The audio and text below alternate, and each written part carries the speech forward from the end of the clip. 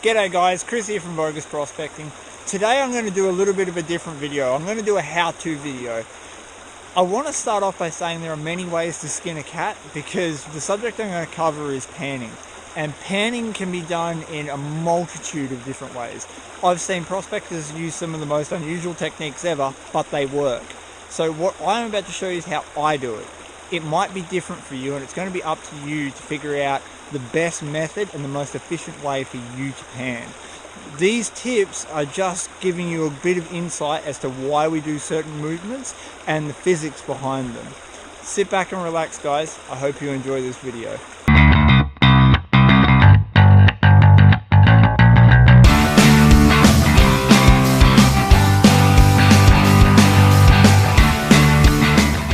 Is to fill your pan up with dirt. Might seem very obvious, but there is a little bit of a trick to it.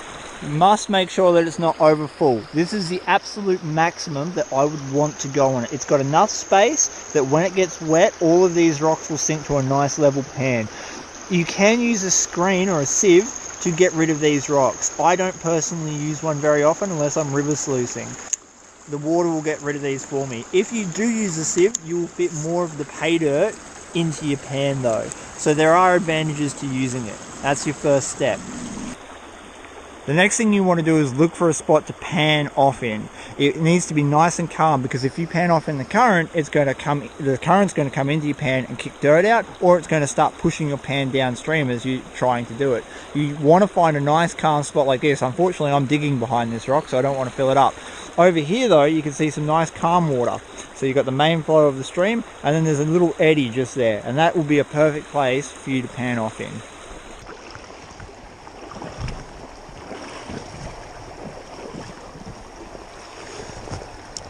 The next thing we want to do is submerge the rocks. With a gentle twisting motion, you'll start to settle all of your dirt down into your pan below the rim.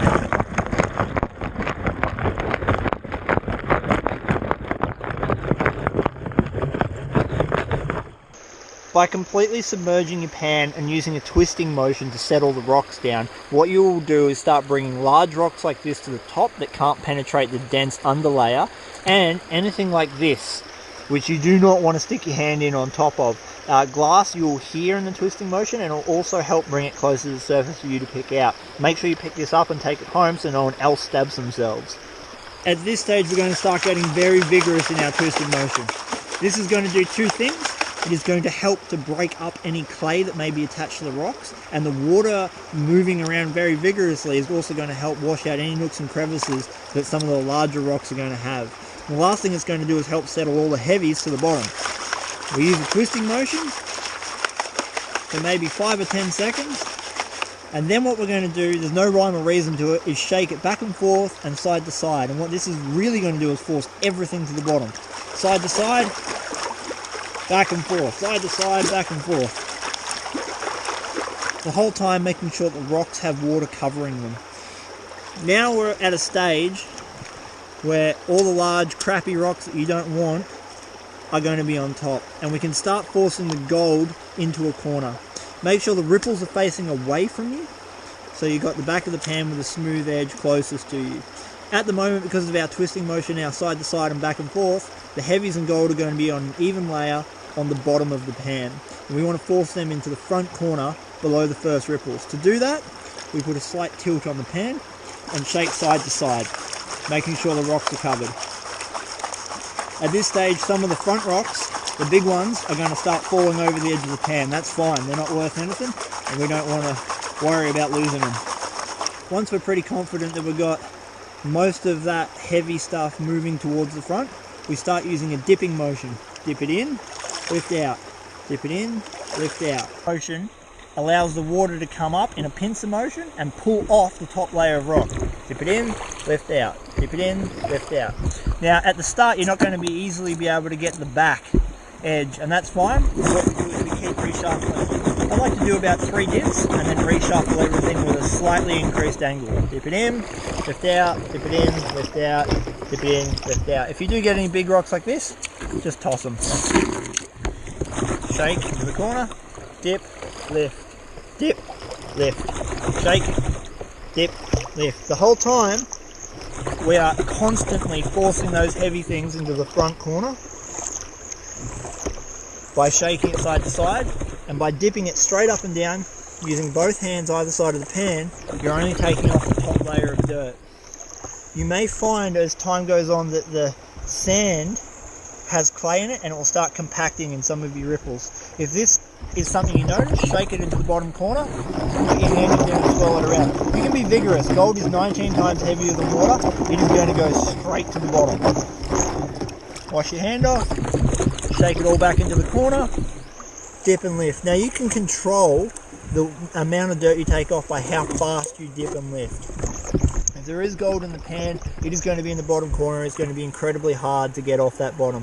What we're watching for too is to make sure that we don't have any gold on the back edge here or any heavy black sand. If you've got a really thick band of black sand there, you want to reshake it to the bottom, dip and lift. As we get closer to the end, we're just going to slow down and just use a very, very light dip and lift method.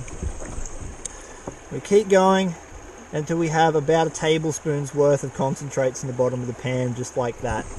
We shake it into the bottom corner, and now we're ready to do our fine gold reveal. I have all the concentrates in the top corner of my pan against the ripples. I'm going to vigorously shake it to force all the gold and heavies to the bottom, and now we're left with whites.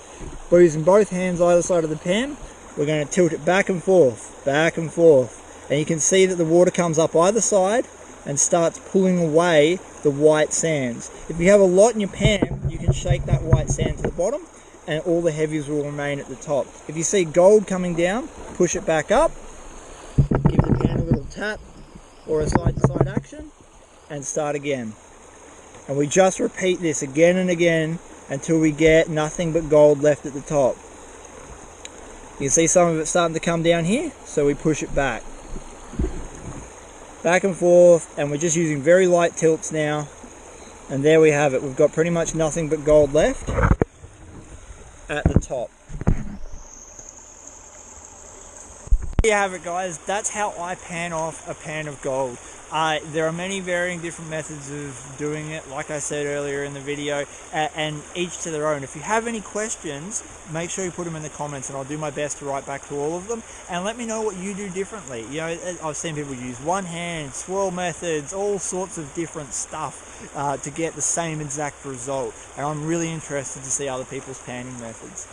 Thank you very much for watching, guys. I hope you enjoyed the video, and I hope to catch you out here sometime.